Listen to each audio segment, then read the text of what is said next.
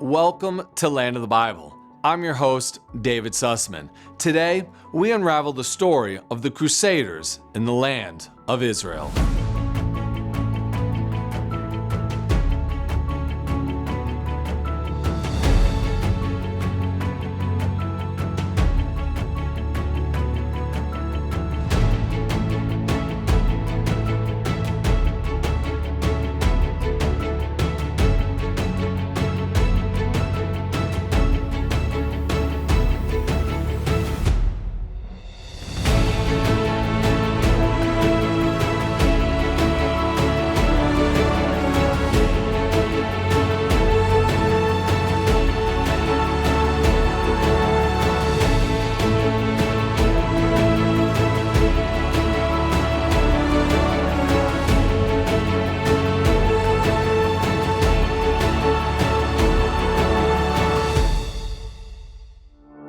The Crusades, a series of religious wars that swept across Europe and the Middle East, left an indelible mark on the Holy Land.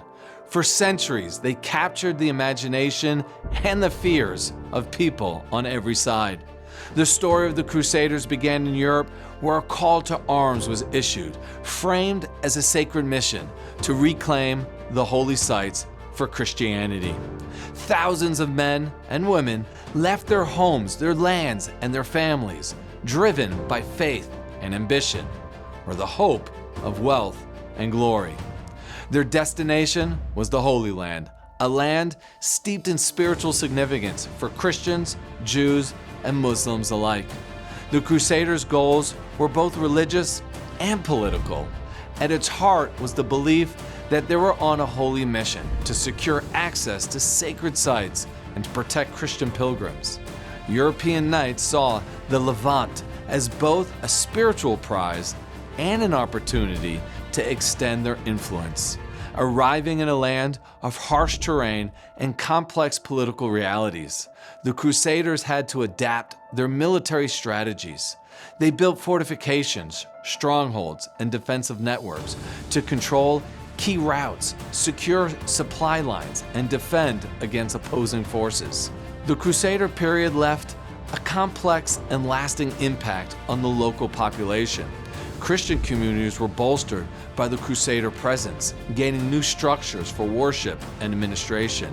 Yet, the Crusader campaigns also brought violence and instability, affecting Jewish communities who faced persecution, forced migration, and attacks amidst the political and military upheaval. In this episode, we'll explore the world of the Crusaders, their faith, their battles, and their enduring legacy they left in the Holy Land. Join me as we uncover the story of Europe meeting the Levant, of knights and castles, and a time when faith and power collided.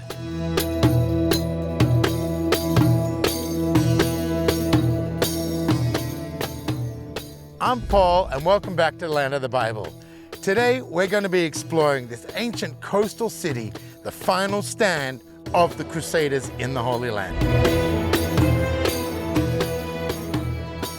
This is a deeper story than just knights and castles and following the steps of Jesus. This is a history of a group of nations of people coming as one to fight for the same cause, to free the Holy Land. Right here on these shores is where the Crusaders landed.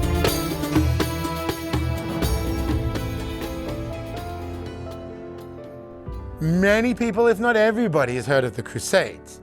But where did they come from? When did they come? And why did they come? For that, we have to travel back in time all the way to France, to Clermont in the year 1095. November to be exact. And here we have the Council of Clermont with Pope Urban II. He has received an urgent call from his counterpart in the East. Christians are being persecuted. Sites are being desecrated, including sites in Jerusalem, the holy city itself. He gathers everybody together for this council, and there are hundreds of congressmen and bishops and abbots and clergy there to listen to what is probably the best sales pitch in the entire Middle Ages.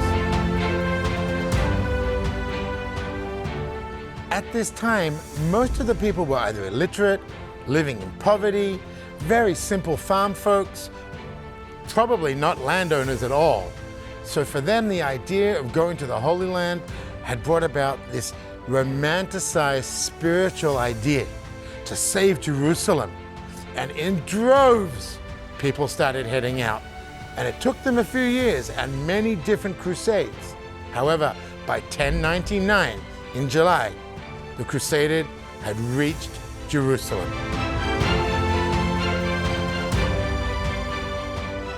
When the Crusaders finally reached the walls of Jerusalem, who did they meet? The Seljuk Turks. Now let's not get confused between the Ottoman Turks, who ruled the entire region as an empire 500 years later. We're still in 1099 here. The Seljuks had taken over in 1071. They were one of the shortest reigns of the Muslim leaders in this early Muslim period. And it was them that the Crusaders defeated by the Third Crusade. With Richard the Lionheart, it finally managed to take Jerusalem and reconquer the city for Christians. This was the beginning of centuries of pilgrimage to the holy sites of Jerusalem. This left pilgrims open to finally revisit Jerusalem for the first time in centuries, and it will continue the pilgrimage for centuries to come. When people talk about the Crusade, they'll often talk about the romanticized version of the Crusades, something that you might have seen in Hollywood, you know, the Kingdom of Heaven, and no, that's not what the Crusades were. The Crusades were actually a very bloody, very violent process. From Europe to the Holy Land, the entire way was paved with blood. And especially when they got to Jerusalem, the massacre of the Muslims and the Jewish community that resided within the city and all throughout the land, well, let's just say it wasn't a pretty picture, folks. When you read about the history of this place, you understand that the streets were literally paved in blood all through Jerusalem and the entire Holy Land. So for whatever conquest they did, there was a very heavy price that was paid.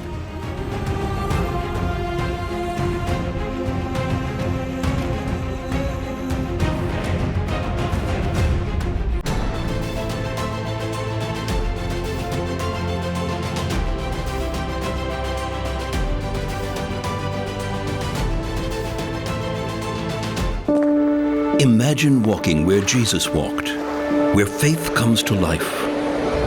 Feel the Bible story unfold around you, from the green Galilee to Jerusalem's ancient streets. Experience the serene and welcoming land of the Bible, where miracles happen. Put your heart where His footsteps are. Visit Israel.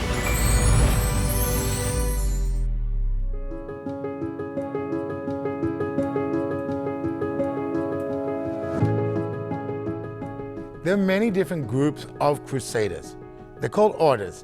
There were two major ones that I wanted to touch on. Those were the Templar Knights and the Hospitaller Knights. You may have heard of other ones like the Teutonic Knights, but I'm not going to go into anything else yet. I want to talk just about these two because they were the major ones. The Templar Knights themselves got their name because they were situated on the Temple Mount where Herod had built his temple. Same place that the first temple was built. Same wall that the Jews still pray on today, the Western Wall. Same wall still stands. Of course, then you have the Hospitaller Knights. These were the people who took upon themselves to protect the pilgrims, their route back and forward from Europe to the Holy Land, their routes within the Holy Land, providing hospital care for the sick, for the injured, food for the poor, shelter for the weary. This is where their name came from.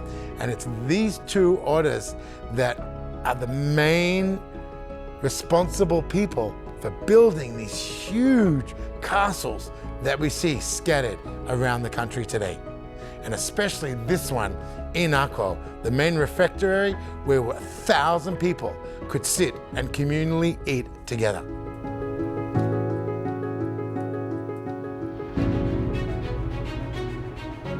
Now that the Crusaders had conquered Jerusalem, the main reason for them to come here in the first place, they established 4 major states within the Levant: in Antioch, in Tripoli, in Edessa, and of course, the Kingdom of Jerusalem itself, where Godfrey de Bouillon made himself king.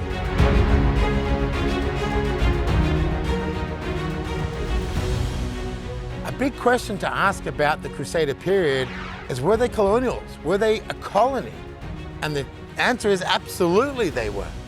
They brought Europe to the East, to the Middle East.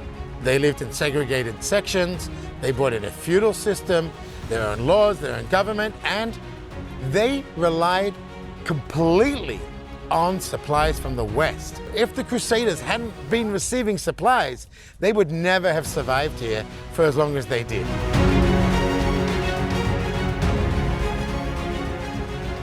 Now that they've got 4 states, they hold the city of Jerusalem, they hold on to the entire Levant area, they started to construct, build fortresses, castles, routes, pilgrim routes, mail routes. They even had a banking system that you could bank money in London and withdraw it in Akko. But we look around at where they built and we see the expansion of their foothold. All of these places that were built either on trade routes, pilgrim routes, or border towns to protect the country's borders. We can really see amazing examples of the Crusaders digging in, they're concreting their foothold with the massive structures and castles they built throughout the country. From Belmont in the Jordan Valley, overlooking the entire Jordan Valley, to Montfort, to Belvoir, to Suba in Chemed, and even in Svat. All of these particular fortresses and the citadels and the castles were all built on special places. Whether they were protecting the mountain ranges of the north in Svat, or the pilgrim route in Suba, or even in Chemed as they came from Jaffa on the road up into Jerusalem. We see remains of Crusader ruins. This is where they built to protect the pilgrims, to protect the trade routes, and to protect the borders themselves. And they still stand 1,000 years later.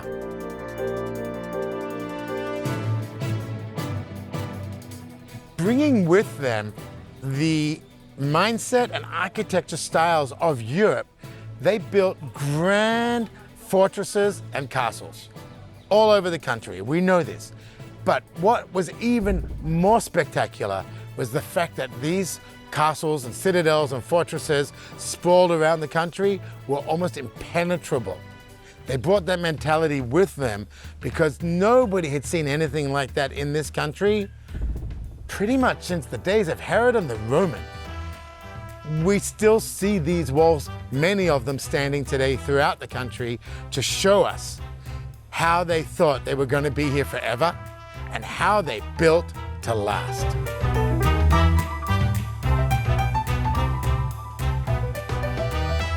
The Crusaders were unique in the way that they were spiritually inspired. Let's not forget that these fortresses that we're looking at a model of right here in front of us were huge.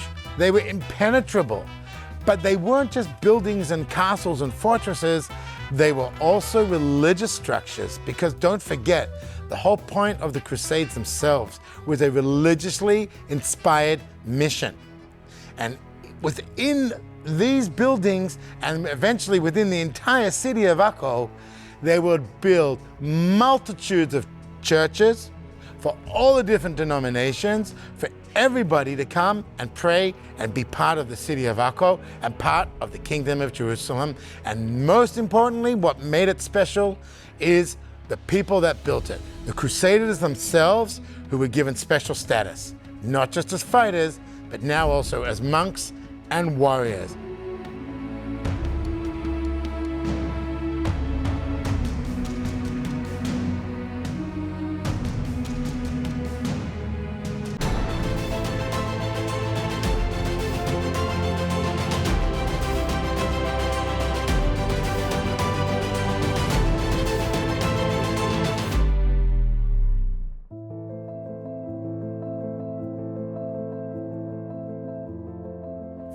As Akko is located so far north in the country, and most of the Crusades came by land across what is today Turkey, down from Lebanon into the coast, Akko was one of the very first places conquered by the Crusaders. Therefore, they had more time to really build on the fortifications of this natural bay, this natural fortification of Akko. You see behind me the walls. Look at the fact that these walls, many of them are standing for centuries, showing us how important it is. And the fact that it's just a sheer cliff face type of a wall, right into the ocean, with no sand or any barge or anything to really get close to the walls. It made it a perfect defensive system for any sort of naval attack. And that would last for centuries until the British came along.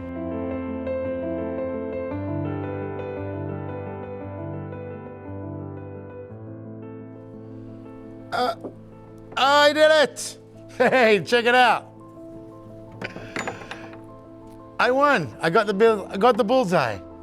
This is just one of many medieval games that the modern city of Akko has brought back to show us and give us a great feel of the medieval town of Akko. You see, this hall is massive, and within it today, we have other games like this, stores. Look at the pillars. They've done their best to preserve it.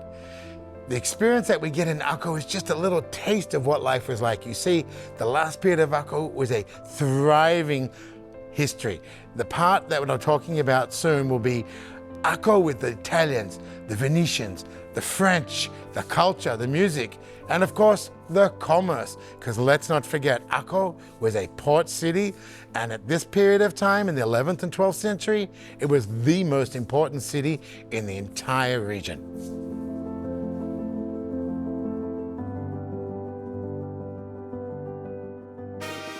Akko itself is a history that goes back thousands of years. Right now, though, we just want to concentrate on the Crusader part of it. This few hundred years of Crusaders, and that is from 1099 right up until 1291. Standing here in the middle of the courtyard in Akko, we can see and feel the magnificence of the building. Behind me, you see these arches. These are typical Crusader arches called Gothic-style arches. The Crusaders gave us this type of architecture, which is a mixture of kind of an arabesque and a Roman architecture, and they brought it to the Holy Land, and for the first time ever, we see it here in the 11th and 12th century. Today, the city of Akko is continually building and developing for new projects, new tourist sites, and preserving and opening old sites for new tourism. Even the stage that I'm standing on, but don't worry, I won't sing for you. The seating behind me has been built because the courtyard that we saw is used every summer for concerts and shows. It became so popular that they took the time to invest the seating behind me, and even accessible for disabled people. I highly recommend, if you come visit in summer, come and see a show in this awesome stadium. Here's a little tidbit about the Crusaders you probably didn't know. They brought with them sugar cane. You see, the land of milk and honey before the Crusaders had no sugar. They didn't know what it was. Sweetness came from the dates, silan, or from honey, from the bees, but not sugar. It came in from Europe. So with the bringing in of sugar cane, it brought in a whole new industry to the entire Levant region. Right behind me, we have proof of this. This is just one of the many, many artifacts they found. And what we see is the cone they used to dehydrate and to drain out the sugar cane to eventually get left with the crystals, which of course, as we know today, is what we're looking for. And that's what was used for cooking and drinking and baking and whatever else sugar was used for.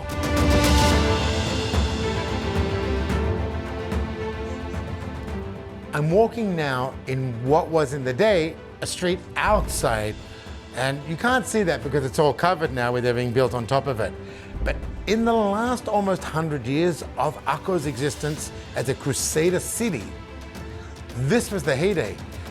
Crusaders in the last 100 years made Akko into a thriving trade city, a port city, a city of culture, and you had people coming from all over Europe to be here. it became such an amazing place to be. Trade from all over the Middle East, North Africa, and Europe. People speaking different languages. Minorities such as Jews and Muslims were finally allowed to live and practice their religion freely.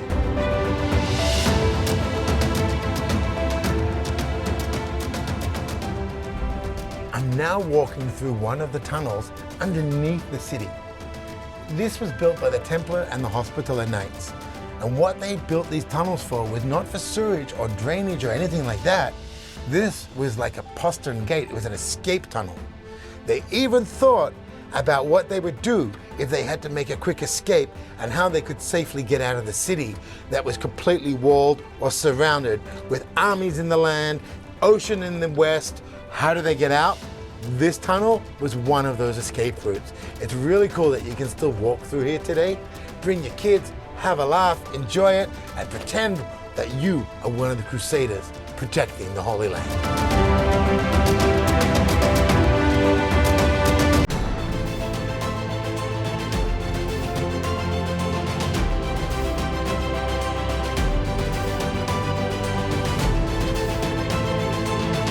I will bless those who bless you, God promised Abraham. Embrace this covenant by connecting with the people of Israel. From Jerusalem's stones to Galilee's shores, experience living faith through their traditions and hospitality. Your journey is more than visiting biblical sites. It's about hearts that welcome your friendship. Your presence matters.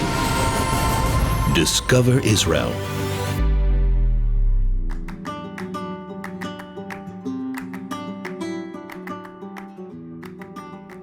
Before the Crusaders, the Christian perspective of the Holy Land was distant and spiritualized.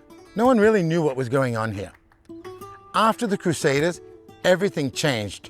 You see, even though there was a lot of violence, the Crusaders brought a different physical look at the land. And what that was forcing Western Christianity to re-engage physically with the land of Israel and the Holy Land itself.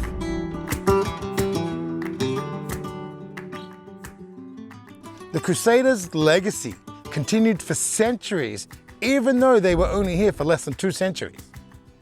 They standardized and regulated and protected pilgrim routes, many of which are still being used today. They also provided the country with a landscape full of castles, churches, and fortresses, many of which are plotted throughout the entire country, from the very north in the Galil to the very south near the Dead Sea. Their legacy physically remains here to remind us of what the Crusaders brought to Israel and why it's important to remember who they were and why the Jews have come home.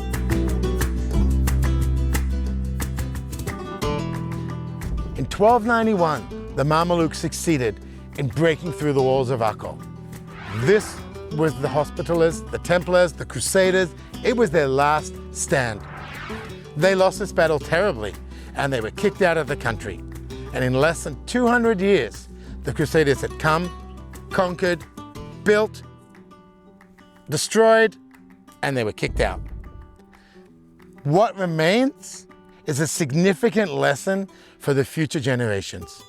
And it was from here that we learn that a nation that was built by the sword will die by the sword.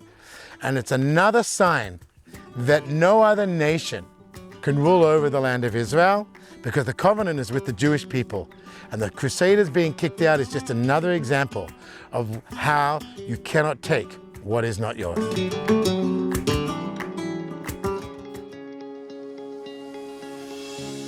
While the Crusaders built monuments to past glories, the Jewish people on their return have built a country and a future for their children. Here you see living, breathing proof of the prophecy of Isaiah in verse 35. It says that the desert shall rejoice and blossom as the rose. And every single day we see that again and again in the modern state of Israel.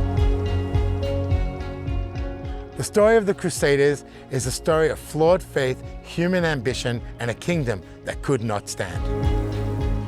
But this is the story that we must tell. You see, it throws the truth of our time into a sharp, distinct relief. We're no longer living in the age of Crusader kings. We are living in the age of prophecy fulfilled. We are witnessing the hand of God fulfill prophecy. The Jewish people's return to our land, and it is our call as people of faith not to conquer, but to comfort and to support. And the best way that you can support Israel is now to finally come on back and visit the country, tour and support the people and the nation of God.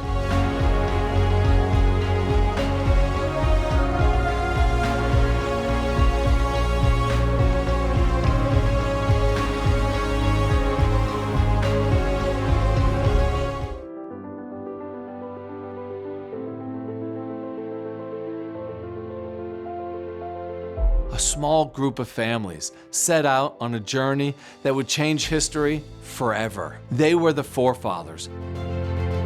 We journeyed to the very beginnings of a people, a story of faith, promise, and the land that would become Israel. Their story is a journey of discovery and survival, from arid deserts to flowing rivers, from humble tents to the foundations of settlements. They shaped the land, and the land shaped them in return. The covenant that bound them to the land, the values that they passed to their children, and the roots of a people whose story continues to inspire millions across the world today.